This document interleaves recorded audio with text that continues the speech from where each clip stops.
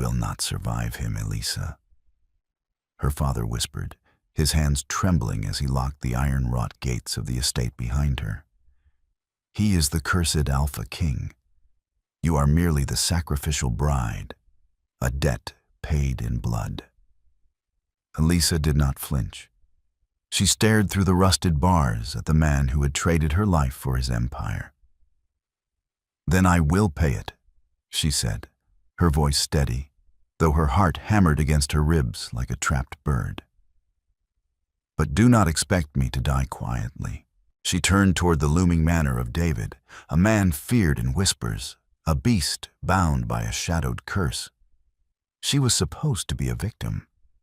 She intended to be his equal. The walk up the winding cobblestone driveway felt less like an arrival and more like a funeral march. The midnight air was thick with the scent of wet pine and distant rain, carrying a chill that seeped straight through the thin fabric of Elisa's coat.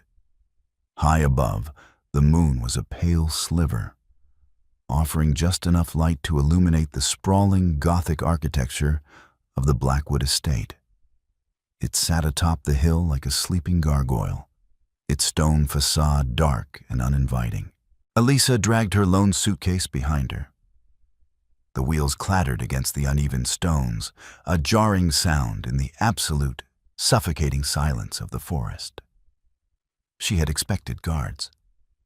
She had expected the snarling wolves of legend that supposedly patrolled the borders of David's territory. Instead, there was only the wind and the heavy, undeniable sensation of being watched. Her family had sold her. The realization was no longer a sharp, stabbing pain.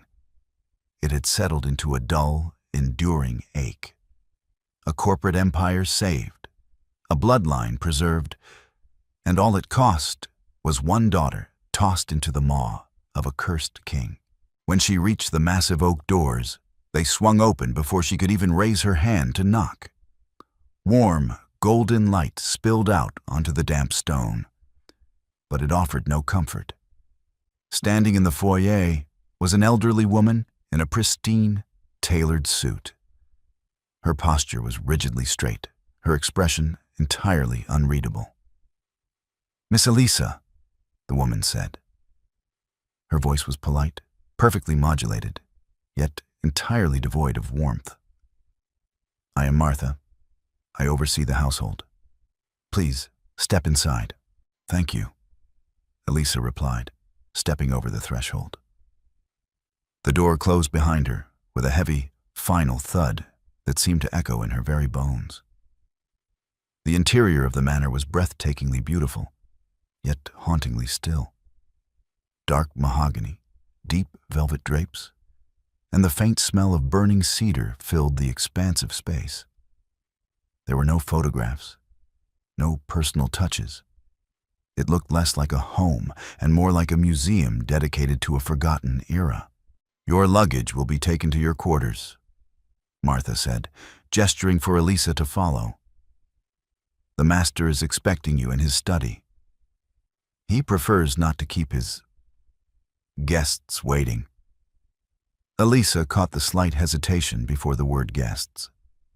She smoothed the front of her dress, a simple dark garment chosen by her mother to reflect solemnity. "Lead the way." They walked down a long corridor lined with towering windows that looked out into the pitch-black woods. At the end of the hall, Martha stopped before a set of heavy double doors. She did not knock. She simply opened one side and stepped back, gesturing for Elisa to enter. Elisa took a slow, deep breath, bracing herself to meet a monster. She stepped inside. The study was cavernous, lined wall to wall with ancient texts and modern ledgers. A massive fire roared in the hearth, casting dancing shadows across the room. Standing by the window, with his back to her, was David. He did not turn immediately. The silence stretched, tight and brittle as a bowstring. Elisa used the moment to study him. He was tall, his shoulders broad beneath a perfectly tailored charcoal suit. There were no visible chains, no immediate signs of the horrific affliction the rumors spoke of. He just looked like a man carrying the weight of the world. "They actually sent you," David said. His voice was a low, resonant baritone that sent a strange, involuntary shiver down Elisa's spine. It wasn't a roar. It was a quiet rumble of profound disappointment. "A deal was struck," Elisa answered, keeping her chin high. "My family honors its debts." David finally turned. The breath hitched in Elisa's throat. He was strikingly handsome, with sharp, aristocratic features and dark hair that fell slightly over his forehead. But it was his eyes that caught her. They were a piercing, turbulent amber, the eyes of a predator, yet shadowed with an exhaustion so deep it looked physical. A faint, dark vein pulsed dangerously at his temple, the only visible hint of the volatile energy barely contained beneath his skin. "A debt," David repeated softly, walking slowly toward his heavy mahogany desk. He picked up a thick, wax-sealed envelope, the contract her father had signed. "Your father sold you to a cursed man to save his shipping company. Do not dress it up as honor, Elisa. It is a sacrifice, and I did not ask for it. I did not." Elisa held her ground, though her instincts screamed at her to step back as the air in the room suddenly grew dense. It felt hard to breathe, as if his very presence was pulling the oxygen from the room. "You did not refuse it either," she countered smoothly. David's amber eyes flashed, a brief, dangerous spark of light. He dropped the envelope onto the desk. "You are bold for someone standing in a lion's den, if I am to be eaten," Elisa said, her voice dropping to a calm, steady whisper. "I would prefer to look the lion in the eye." For a long moment, David just stared at her. The heavy, suffocating pressure in the room seemed to waver just slightly. A muscle worked in his jaw. "You will be shown to your room. Lock the door. Do not leave it until sunrise, no matter what you hear."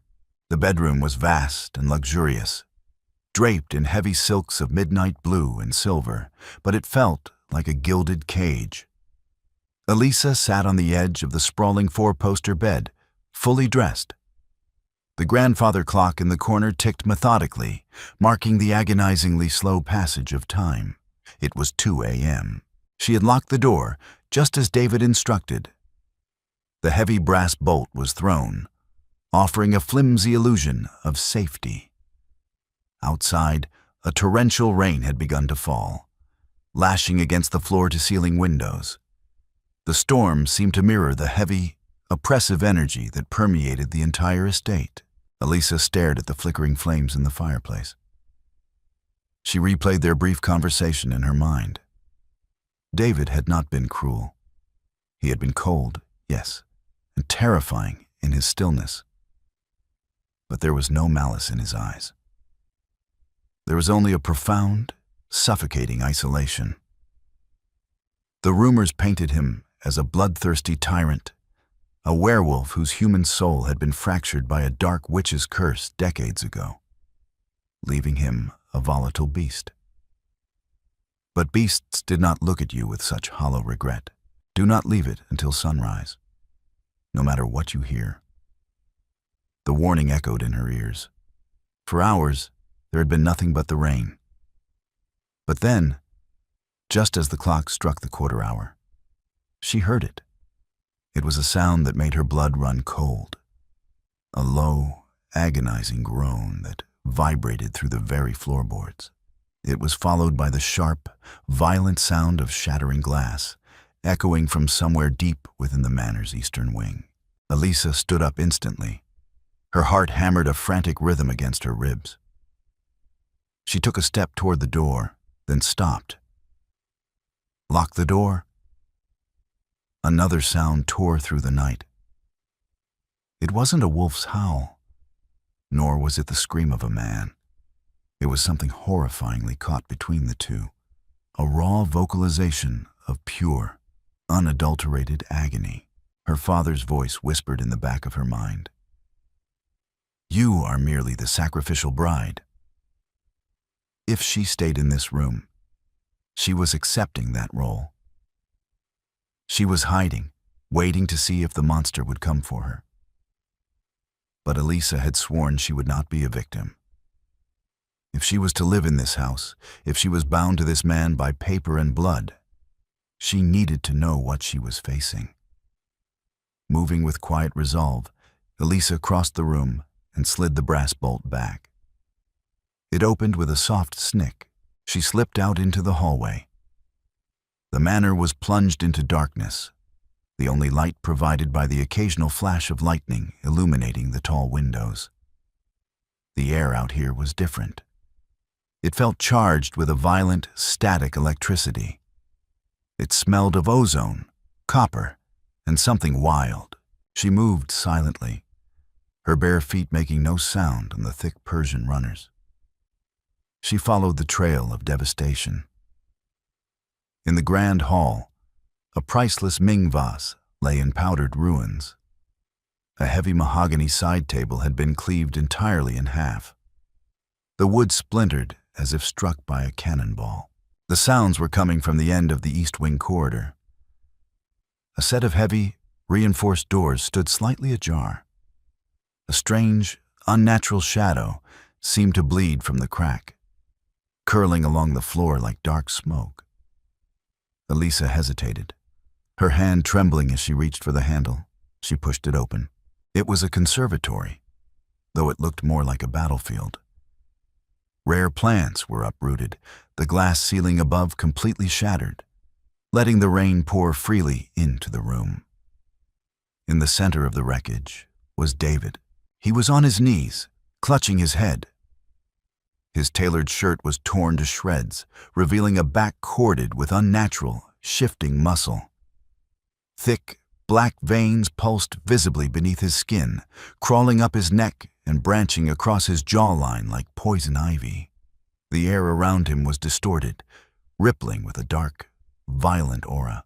He let out another agonizing sound, his hands digging into his own shoulders as if trying to physically hold himself together. The curse was fighting him, attempting to tear away the last shreds of his humanity to let the mindless, destructive alpha take over. Elisa didn't run. She didn't scream. She watched the sheer, terrifying battle of will happening before her.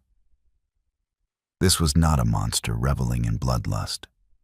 This was a man fighting a war inside his own mind. Alone. A sharp crack of lightning illuminated the room. David's head snapped up. His eyes were no longer amber. They were a glowing, feral gold. The pupils were blown wide. He saw her standing in the doorway, and a deep, rumbling growl vibrated in his chest. It was a warning, a lethal one. I told you.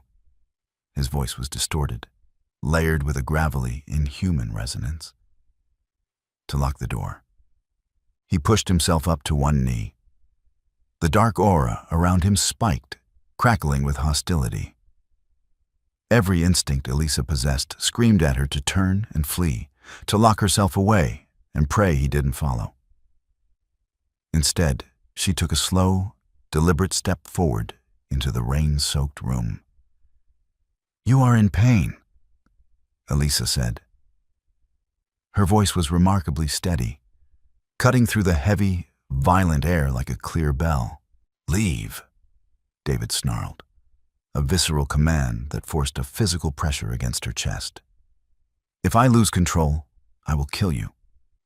Elisa took another step. The rain soaked her dark dress, plastering it to her skin. She kept her eyes locked on his glowing, feral gaze.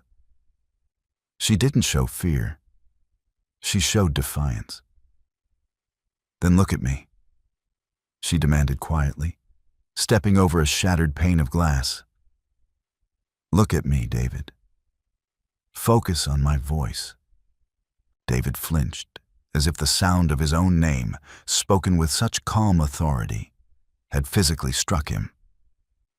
The black veins on his neck pulsed violently, fighting her intrusion. He let out a ragged, desperate breath. "Look at me," she repeated, taking a third step, crossing the invisible boundary into his immediate space. She was close enough now to feel the intense heat radiating from his body. David forced his eyes up to meet hers. For a split second, the feral gold flickered, and the tired, amber eyes of the man she had met in the study bled through. The thick, suffocating tension in the room hitched, caught off guard by a bride who refused to cower. The rain poured through the shattered glass ceiling, drenching them both in icy water. But neither moved. The air between them hummed with a volatile, static charge. David's chest heaved, his ragged breaths echoing over the sound of the storm. The dark veins crawling up his neck pulsed in a frantic, erratic rhythm, the curse violently rejecting the human connection Elisa was forcing upon it. "Step back," David ground out. The gravelly, inhuman distortion in his voice was terrifying, vibrating the puddles forming on the stone floor. His hands, gripping his knees, were trembling so violently that his knuckles were stark white. "I am right here," Elisa said softly. She did not raise her voice. She did not need to. In the chaotic wreckage of the conservatory, her quiet certainty was the loudest thing in the room. She kept her eyes locked on his, refusing to let him look away, refusing to let the beast drag him back into the dark. "Focus on the rain, David. Focus on the cold. You are here. You are in control." A jagged breath tore from his throat, sounding agonizingly close to a sob. The feral, glowing gold in his eyes flared, desperate and wild, before suddenly shattering. The vibrant amber of the man returned, wide and exhausted. As soon as the human consciousness reclaimed dominance, the dark aura rippling around him vanished like blown-out smoke. The violent pressure in the room evaporated, leaving behind only the cold night air and the smell of wet earth. The black veins beneath his skin rapidly receded, sinking back into nothingness. Deprived of the curse's unnatural strength, David collapsed forward. Elisa moved on instinct. She dropped to her knees on the wet glass-strewn floor, catching his broad shoulders before he could hit the jagged stones. He was incredibly heavy, his muscles slack with total exhaustion. They slid together against the base of a heavy, overturned stone planter, the rain washing over them in a steady, freezing sheet. For a long time, the only sound was the storm. David leaned against the stone, his head tipped back, his eyes closed. His chest rose and fell in slow, shuddering gasps. Elisa remained beside him, shivering in her soaked dress, her hands resting lightly on her lap. She did not try to comfort him with touches. She sensed that his pride was already fractured enough. "You are a fool," David whispered into the dark. His voice was entirely human now, laced with a profound, bone-deep weariness. "It would have torn you apart." "It didn't," Elisa replied simply. She looked down and noticed a deep, bleeding laceration on his forearm, likely from the shattered glass of the ceiling. Without a word, she gripped the hem of her ruined silk dress and tore a long, sturdy strip from it. David opened his eyes, watching her through the gloom as she leaned closer and firmly wrapped the makeshift bandage around his arm. He flinched slightly, not from pain, but from the proximity. No one had willingly touched him in years. "Why did you leave your room, Elisa?" he asked, his amber eyes searching her face in the pale, intermittent flashes of lightning. "Your father sent you here to die so he could keep his ship sailing. You had the perfect excuse to lock the door and wait for the inevitable." Elisa tied off the bandage, pulling the knot tight. She met his gaze, her expression fiercely composed despite the shivering of her jaw. Because running away in the dark gives the monsters power. I prefer to know exactly what is trying to break me." David stared at her, the rain plastering his dark hair to his forehead. A complex emotion flickered across his sharp features, a mixture of disbelief, respect, and a heavy, lingering sorrow. He looked away, staring at the ruined plants around them. "Go back to your room," he commanded quietly, "before the dawn breaks." Elisa did not argue. The immediate crisis had passed, and the freezing rain was beginning to numb her limbs. She stood up slowly, her bare feet careful on the glass. She looked back at him once. He remained sitting in the wreckage, a solitary, tragic figure swallowed by the shadows of his own home. When Elisa stepped out into the main corridor, she stopped dead. Standing 10 feet away, holding a silver candelabra, was Martha. The elderly woman's normally unreadable face was completely pale, her eyes wide with undisguised shock. She looked from Elisa's soaked, torn dress to the open doors of the conservatory, and then back to Elisa's face. For the first time since Elisa had arrived, Martha's perfect posture faltered. She lowered the candelabra slightly, her voice a fragile whisper. You quieted him." "He quieted himself, Martha," Elisa corrected softly, wrapping her arms around her freezing body. "He just needed a reminder that he was still there." Martha stared at her as if she were looking at a ghost. Then, slowly, the older woman gave a deep, respectful bow. Not the polite nod of a household manager, but the profound reverence of someone who had just witnessed a miracle. "Let me draw you a hot bath, Miss Elisa," Martha said, her voice steadying. "The morning will come soon." The afternoon sun did little to warm the vast, silent corridors of the Blackwood estate.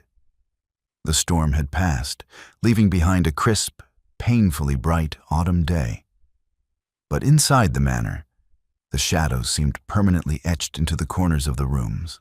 Elisa had slept until midday, her body exhausted by the adrenaline and the freezing rain.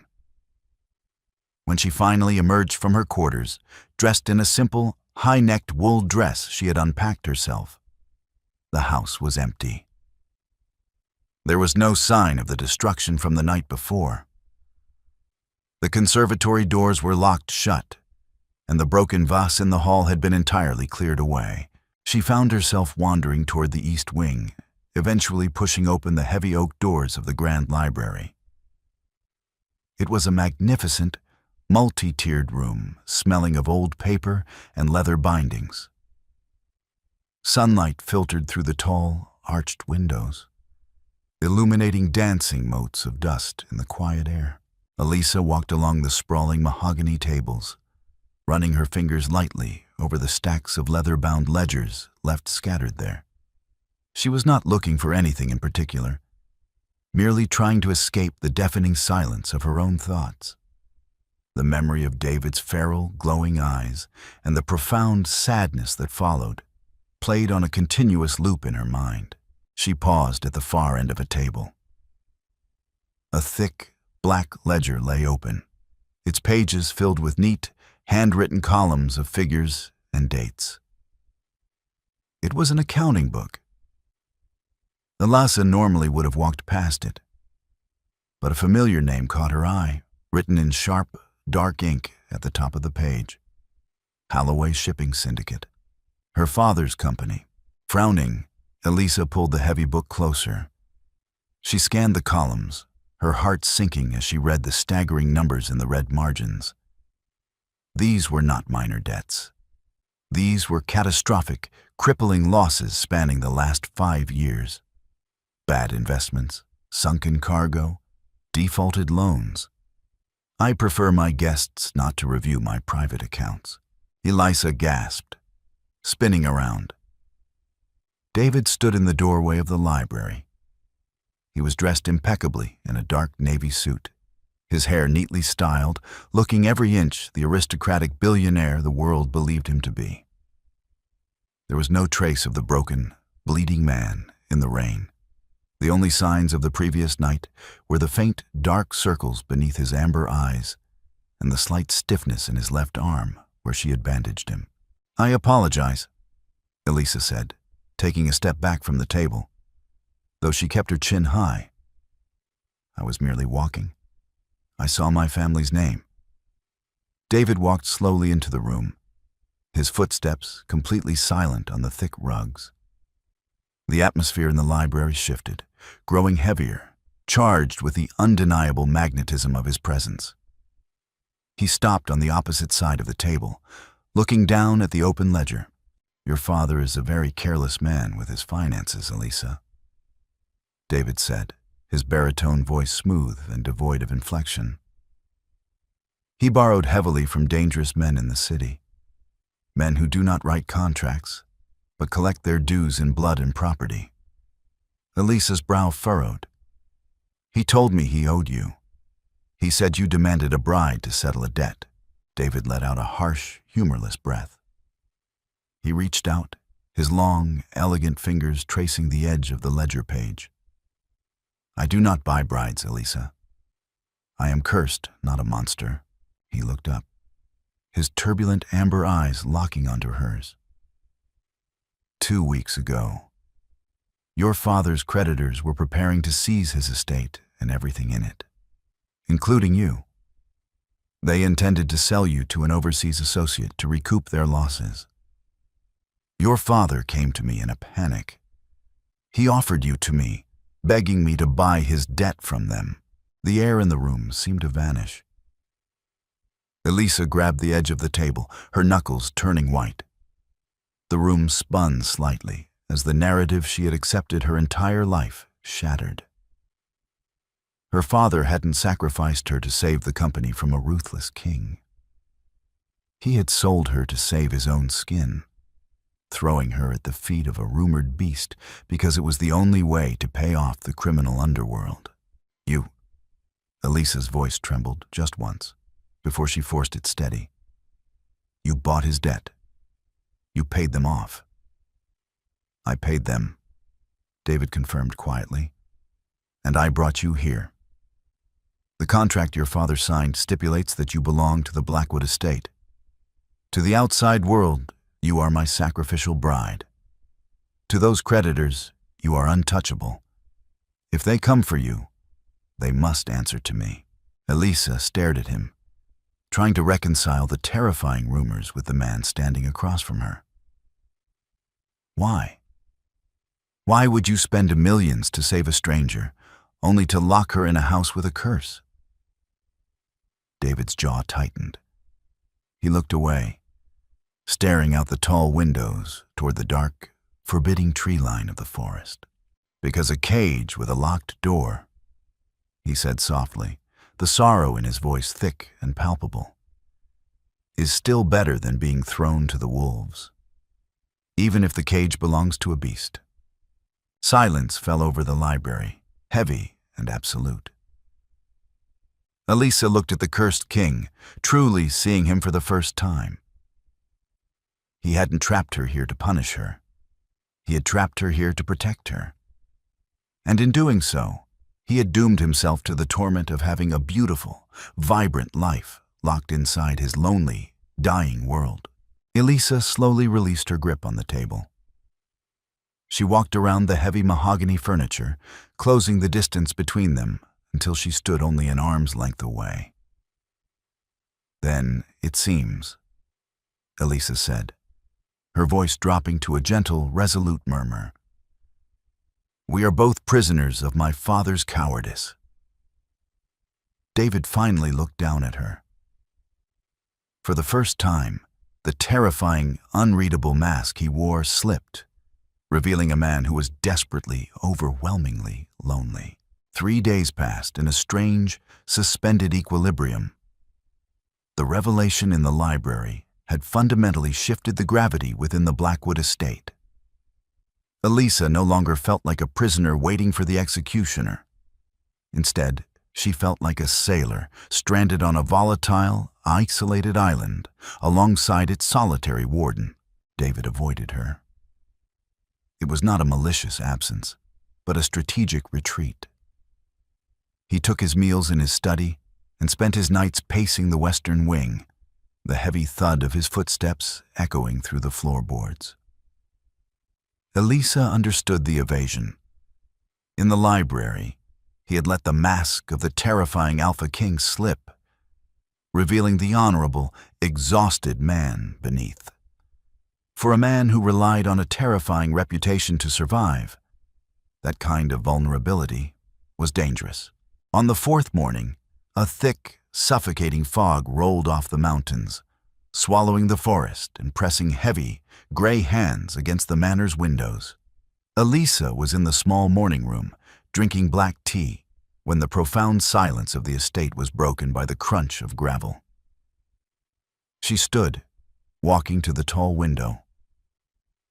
Through the swirling mist, a sleek, black town car idled before the main steps. It looked distinctly predatory, out of place against the Gothic antiquity of the manor. The heavy oak doors of the foyer opened, and Martha's crisp, quiet footsteps hurried past the morning room.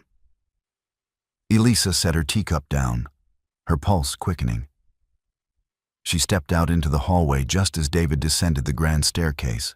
He moved with predatory grace, dressed in a sharp, slate-gray suit that armored him perfectly. But Elisa, who had seen him bleeding and broken in the rain, noticed the slight rigidity in his shoulders and the faint, dark shadows bruising the skin beneath his amber eyes. The curse was still drawing heavily from his reserves. "Return to your quarters, Elisa," David said, his voice a low, commanding rumble as he spotted her. He did not pause his descent. "Lock the door." "Who is it?" she asked, standing her ground in the archway. David reached the bottom of the stairs, adjusting his cuffs with meticulously steady hands. "A ghost from the city.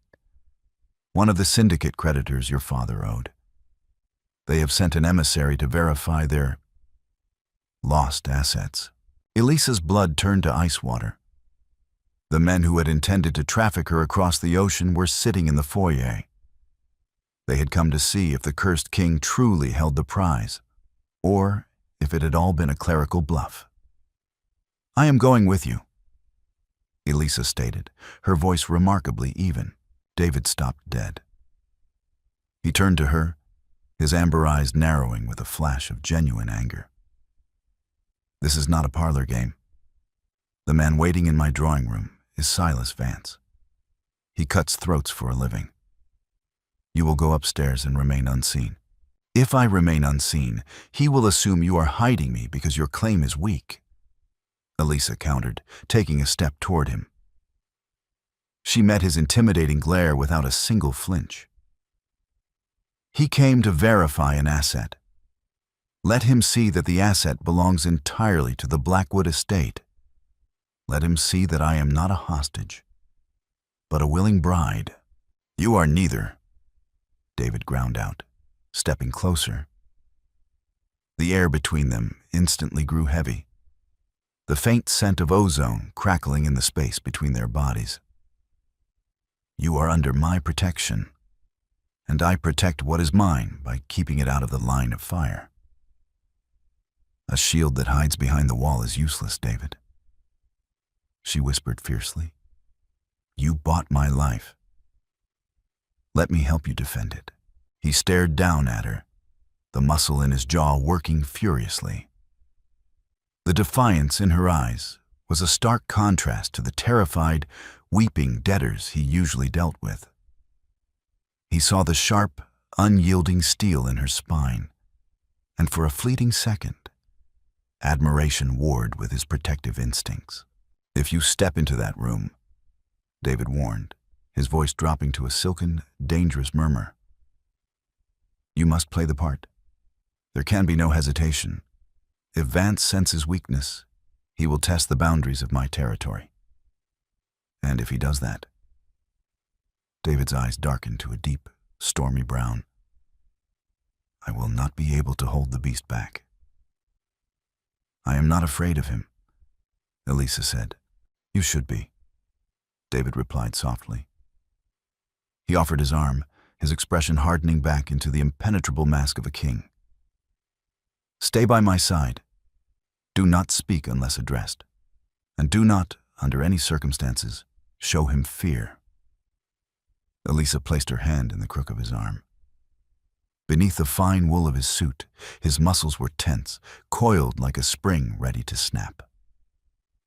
Together, they turned and walked toward the drawing room, stepping into the lion's den of her father's making. The drawing room was stiflingly warm, the grand fireplace roaring in a vain attempt to burn away the damp chill of the fog outside. Standing near the hearth was Silas Vance. He was a terrifyingly unremarkable man. Average height, thinning hair, dressed in a muted brown suit, he looked like an unassuming accountant, save for the dead reptilian stillness of his pale eyes. "Lord Blackwood," Vance greeted, his voice possessing a reedy, nasal quality that grated against the room's elegant silence.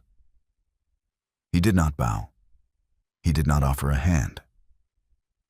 "Mr. Vance," David replied smoothly, coming to a halt in the center of the room. He did not invite the man to sit. The dismissal was subtle, an assertion of absolute dominance over the territory. "You have traveled a long way in terrible weather for a matter that was settled via wire transfer last week.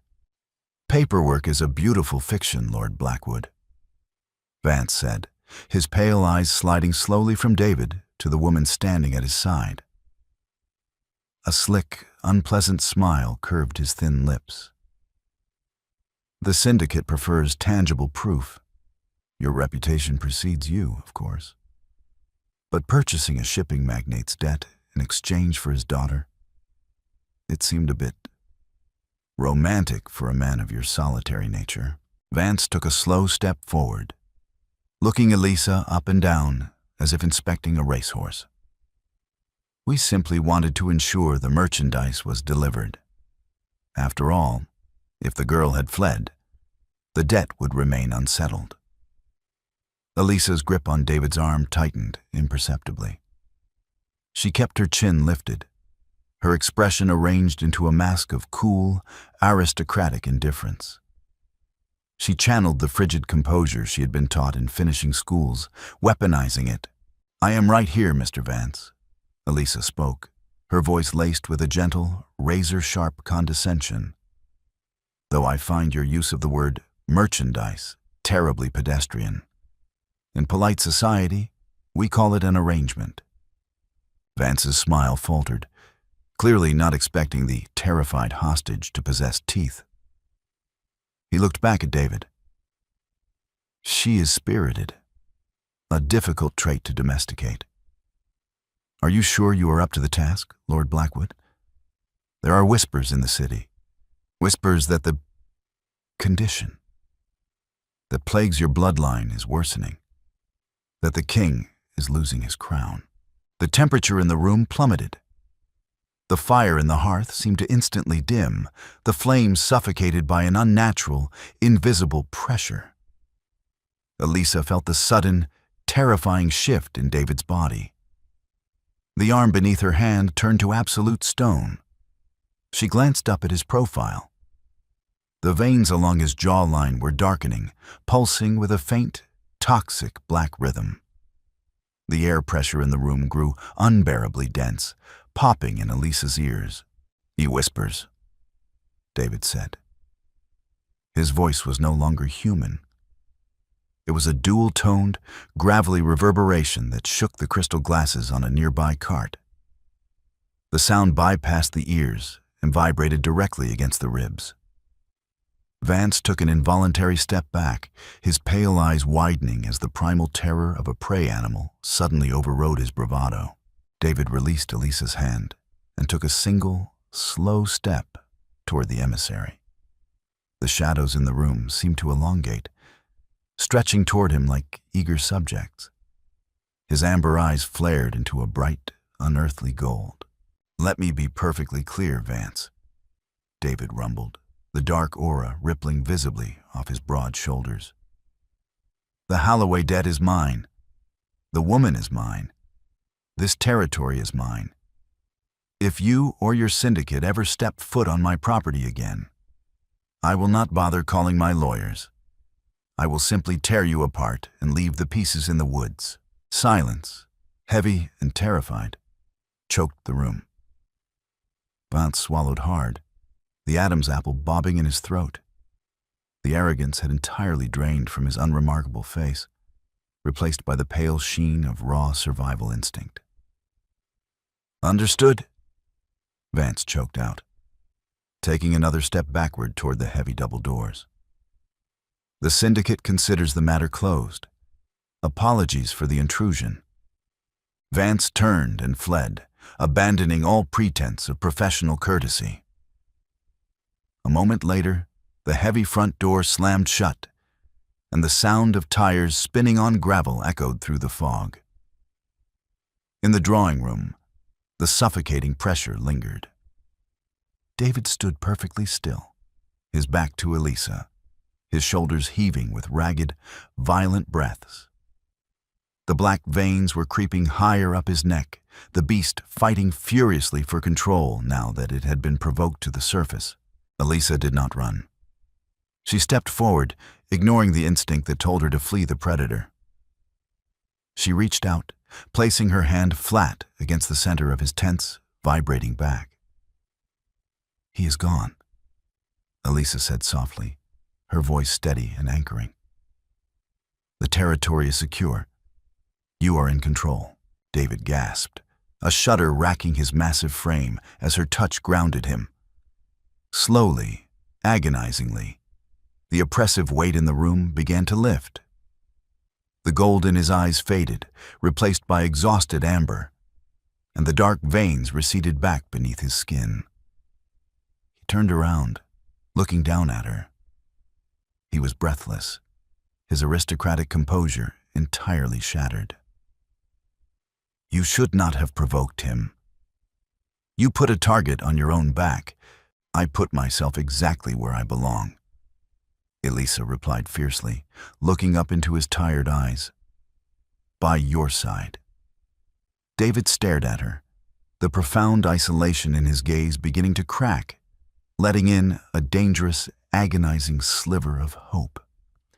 The aftermath of Silas Vance's departure left the Blackwood estate steeped in an eerie, fragile quiet. Dinner that evening was served in the formal dining room, a cavernous space dominated by a long, polished oak table that could easily seat 30. Tonight, it held only 2 settings, placed at adjacent corners rather than opposing ends. It was a subtle shift in the household's geography, a silent acknowledgement by Martha that the Cold War between the estate's master and his guest had fundamentally changed. David sat with a glass of dark amber liquid untouched near his right hand. He had changed out of his sharp suit into a softer, charcoal knit sweater, though the casual attire did nothing to soften the harsh, exhausted lines of his face. The shadows beneath his eyes had deepened into bruised hollows, and his skin carried a pale, unhealthy pallor. Suppressing the beast in front of Vance had exacted a brutal toll on his physical body. Elisa pushed a piece of roasted duck around her porcelain plate, the heavy silver fork feeling unnaturally loud against the china. The silence between them was no longer hostile. It was heavy with unspoken questions. "You did not eat?" David observed. His voice was a low, rough murmur, stripped of its usual commanding edge. It sounded like the voice of a man who had been screaming for hours and had finally gone hoarse. "Neither did you," Elisa countered gently, looking up to meet his gaze. The feral gold was entirely gone, leaving only the turbulent, weary amber. "You are running on fumes, David. The curse, it takes a physical toll when you force it back down." David looked away, staring at the flickering candles in the center of the table. It takes a toll when it surfaces. It takes a toll when it is buried. There is no equilibrium, Elisa. There is only the slow, inevitable erosion of the shoreline until the tide eventually takes the house. Elisa set her fork down carefully. Vance said there were whispers in the city. Whispers that the condition was worsening, that the king was losing his crown. A bitter, humorless smile touched the corner of David's mouth. The city thrives on whispers. But in this case, the vultures are not wrong to circle. The curse is parasitic. For years I kept it starved by isolating myself. A beast cannot destroy what is not there. But the void... He trailed off, his jaw tightening as he searched for the words. The void eventually becomes a breeding ground. Isolation slows the beast, but it also weakens the man. It is a war of attrition I have been losing for the past 6 months. Elisa watched the faint tremor in his fingers as he finally reached for his glass. She remembered the sheer, terrifying density of the air in the drawing room, the way the dark veins had crawled up his neck like a living poison. "But you pulled it back today," she said, her voice steady and clear in the dim room. "With Vance. You were on the edge, but you didn't let it consume you. You stopped it." David took a slow sip of his drink, the crystal clinking softly against the heavy wood as he set it down. He looked at her, his expression a complex tapestry of sorrow and a terrifying, fragile awe. "I did not stop it, Elisa." "You did." Elisa blinked, caught off guard by the raw honesty in his tone. "I merely reminded you that the territory was secure." "You touched me," David corrected, his voice dropping to a whisper that commanded the entire room. "For 10 years, anyone who has seen the black vein surface has run in the opposite direction. Fear feeds the panic, and the panic feeds the beast. But you stepped forward. You anchored me." For a moment, the beast did not feel trapped in a cage. It felt guarded. He leaned forward, bracing his forearms on the table.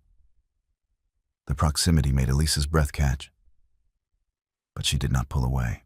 "It is incredibly dangerous, what you are doing," David warned, his eyes locking onto hers with intense, desperate focus. "By standing beside me, by proving to the syndicate that you are mine to protect, you have tied your fate to a sinking ship. If I lose control, I will take you down with me into the dark." "I am already in the dark, David," Elisa replied, her voice unwavering.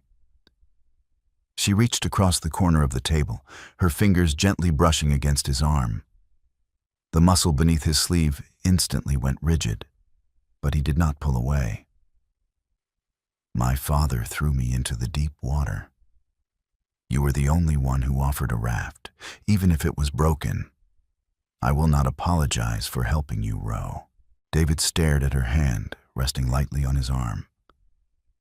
A shuddering breath escaped his lips, the last remnants of his formidable, aristocratic armor fracturing completely.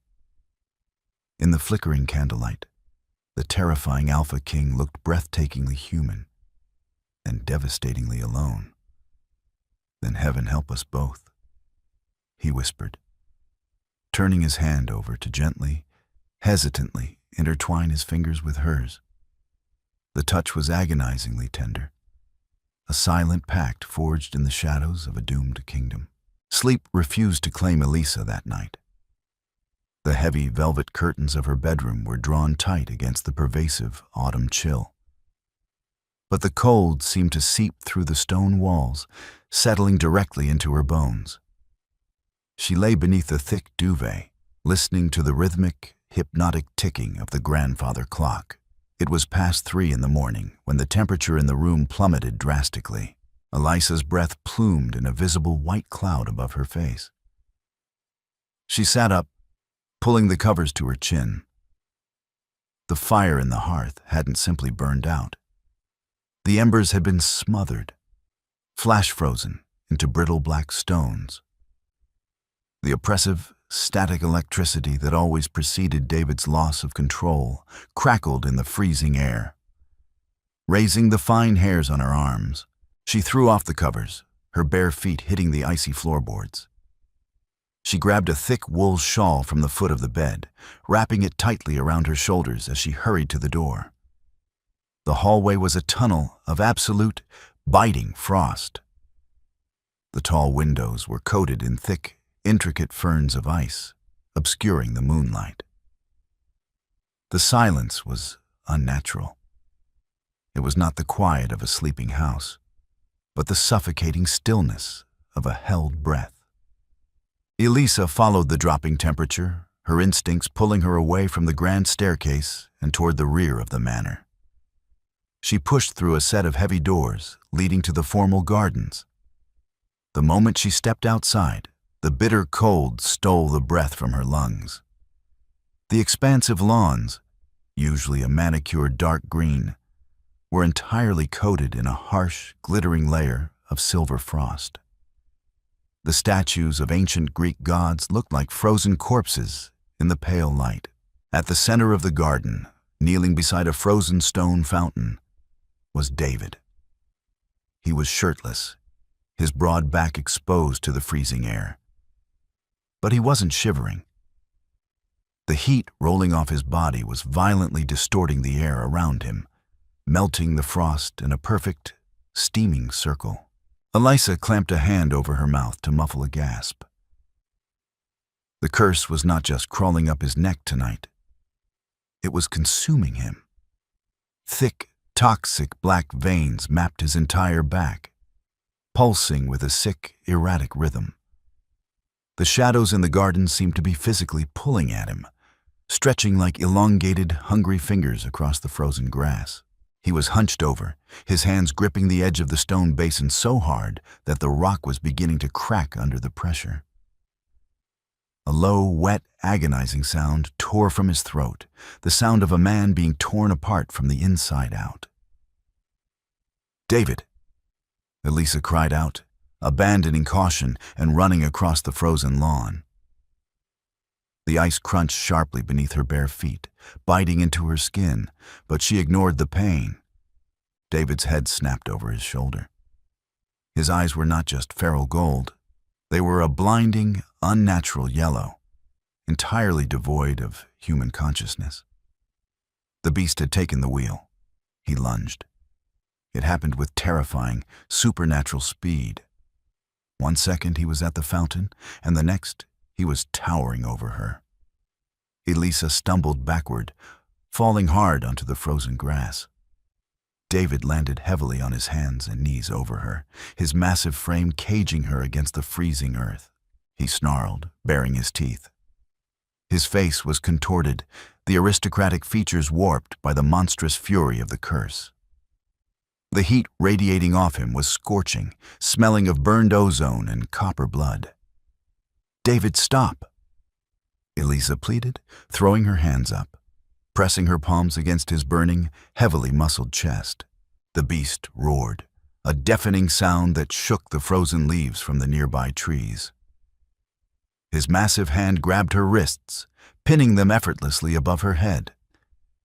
He leaned down, his glowing yellow eyes fixing on the erratic, terrified pulse at the base of her throat. Elisa squeezed her eyes shut, turning her head away. This is it, she thought, the cold earth biting into her back. The beast has won. But the fatal bite never came. Instead, a ragged, choked sob broke through the snarling. Elisa opened her eyes. David was paralyzed, hovering inches above her. The muscles in his arms were trembling so violently they looked ready to snap. He was staring at her pinned wrists, a violent war raging in his glowing eyes. "Elisa," he choked out, the word tearing through his throat like shattered glass. The human was fighting back, dragging himself up from the drowning depths by his bloody fingernails. "Run!" Please, run! He released her wrists, throwing himself backward, rolling away from her and clutching his head in agony. Elisa scrambled to her knees, her heart hammering frantically.